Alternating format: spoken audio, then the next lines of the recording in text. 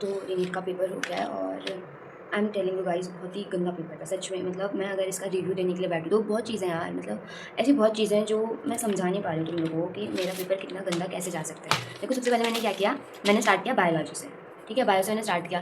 अब मैंने जैसे बायो से स्टार्ट किया तो मुझे लगा कि चलो भाई ये तो बहुत ही ईजी है, इस बार का पेपर ईजी होगा। तो मतलब बायो की तरह ही, मतलब जैसे बायो है थोड़ा सा लेंदी वैसा ही होगा। अब बहुत बच्चे बोल रहे हो कि बायो बहुत ही ज़्यादा ईजी था, बट यार इतना ईजी नहीं था, बहुत लेंदी था बायो का भी मेरे हिसाब से, मुझे तो बहुत लेंदी लगा।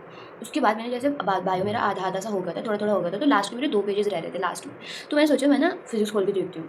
ओह भाई मैंने फिजिक्स खोला एंड सीरियसली मैंने सोचा छोड़ो फिजिक्स अभी बाद में देखते हैं, पहले बायो खत्म करते हैं। मैंने बायो खत्म किया, मैं फिर केमिस्ट्री में आ गई क्योंकि फिजिक्स खोलने की अब मेरी हिम्मत ही नहीं हो रही थी। तो मैं ना फिजिक्स मैंने केमिस्ट्री ओपन करी और केमिस्ट्री भाई केमिस्ट्री में मैं शॉक्ड हो गई कि मुझे क्या है ये, कौन से चैप्टर का है ये, क्या कुछ समझ नहीं आ रहा था भाई सीरियसली।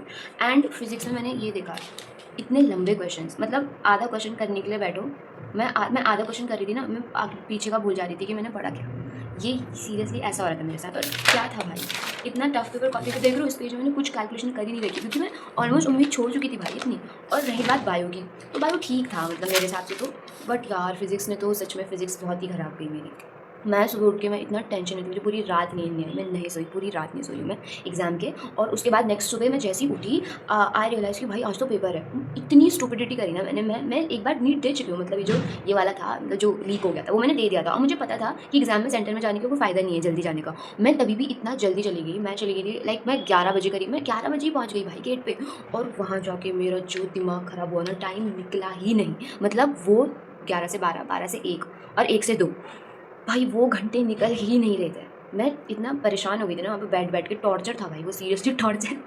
एग्ज़ाम के पहले का टॉर्चर था वो मेरे लिए। फिर जैसे ही एग्ज़ाम आया तो मैं तो भाई कुछ नहीं देखती हूँ, सबसे पहले बायो देखती हूँ क्योंकि बायो करने की हिम्मत है मेरे अंदर। तो बायो देखी तो थोड़ा ठीक लगा मुझे कि चलो ठीक, पेपर का लेवल ऐसा ही होगा। ओ भाई साहब फिज़िक्स में तो भाई सबकी गंदी वाली, छोड़ो क्या बोलूँ मैं। बट सीरियसली यार अब तो छोड़ो, अब क्या आगे का देखते हैं कि क्या करना है आगे। और बाकी बच्चों का भी देखते हैं कि मतलब बाकी बच्चे तो मेरे हिसाब से सारे बच्चे, मतलब मोस्टली मैं यूट्यूब पर जितने भी बच्चों को देख रही हूँ यही बोल रहे हैं कि उनको फिजिक्स टफ लगा। और फिजिक्स सच में था यार, मैं बोल रही हूँ ना 2025 वाले पेपर से ज़्यादा ये वाला फिजिक्स है, क्योंकि मैंने देखा था 25 वाला पेपर मैंने देखा था, वो ऐसा नहीं था यार, इतना टफ इतना डिफिकल्ट नहीं था वो। ये वाला तो भाई सिर के ऊपर चला गया था, मेरे समझ ही नहीं आता कौन से क्वेश्चन से पूछे हुए, कौन से चैप्टर से पूछे हुए क्वेश्चन यार। एंड इतने लंबे क्वेश्चंस कि इंग्लिश का पेपर है क्या, इतना लंबा पूरे में क्वेश्चन से क्वेश्चन। ये देखो चलो इसमें तो फिर भी छोटा है, ये वाला पेज देखो, इतने लंबे क्वेश्चन सीरियसली। मतलब यार क्वेश्चन इतना बड़ा था कि मतलब इसको ना देख के ही डर लग रहा है कि यार ये तो मैं भूल ही जाऊँगी, ऐसा सीन हो रहा था मुझे बैठ के। उसके बाद मतलब 15 मिनट बचे थे, 15 मिनट का तो मुझे कॉन्सेप्ट समझ नहीं आया क्योंकि भाई मैं तो गिव अप कर चुकी थी, मैंने गिव अप कर दिया था भाई ये। आई वाज़ सो मतलब मैं खुद से ही परेशान हो गई थी कि मैंने ये क्या कर रखा है पेपर में।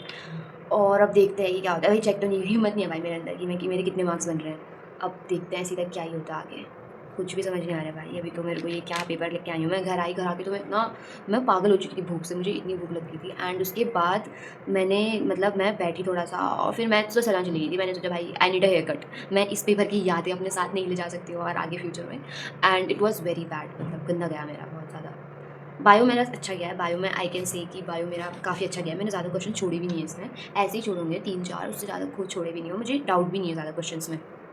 बट फिजिक्स केमिस्ट्री तो ये लगा लो कि मतलब शायद मैंने कुछ नहीं किया है उनमें, ये मान के चलो। बस कुछ कुछ क्वेश्चन थे जो मेरे बन गए होंगे, बाकी तो भाई हो गया भाई खत्म। इतनी कैलकुलेशन, बाप रे, एक तो मैं पता नहीं क्या क्या निकालना था भाई, कुछ वेलोसिटी था कि पता नहीं क्या था भाई, वो बन ही नहीं रहा, वो आ ही नहीं रहा। मतलब एक पॉइंट में, मतलब क्वेश्चन के मैं इस पॉइंट में पहुंच चुकी थी, मुझे रियलाइज हुआ बस भाई अब नहीं हो रहा है, मैंने वो छोड़ दिया आधे में, जबकि मेरा बहुत आगे तक पहुंच चुकी थी मैं आने वाला क्वेश्चन, बट नहीं हो पाया भाई मुझसे।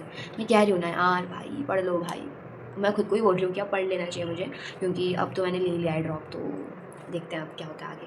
बस भगवान अगले साल ऐसा कुछ ना कराए तो अच्छा है, बट बाकी कुछ भरोसा नहीं आ रहा एनटीए का, बोल भी क्या सकते हैं इनको, आप कुछ नहीं बोल सकते भाई, बस अपनी मेहनत पर भरोसा रखो, क्योंकि मेरे तो ख़राब कर दिया आज का पेपर, कल परसों का कब था, कल का पेपर। ओके गाइस बाय, अगर तुम्हारे अच्छे बने तो तुम मुझे बता सकते हो कि तुम्हारे कितने मार्क्स आए हैं, और ऑल द बेस्ट तुम्हारे लिए जो भी कर रहे हो तुम आगे। मुझे लगता है कि भाई सबका ही अच्छा गया है मेरे से तो। Anyways bye and take care, और ज़्यादा ध्यान मत दो इस पर, हो गया ख़त्म, ओवर।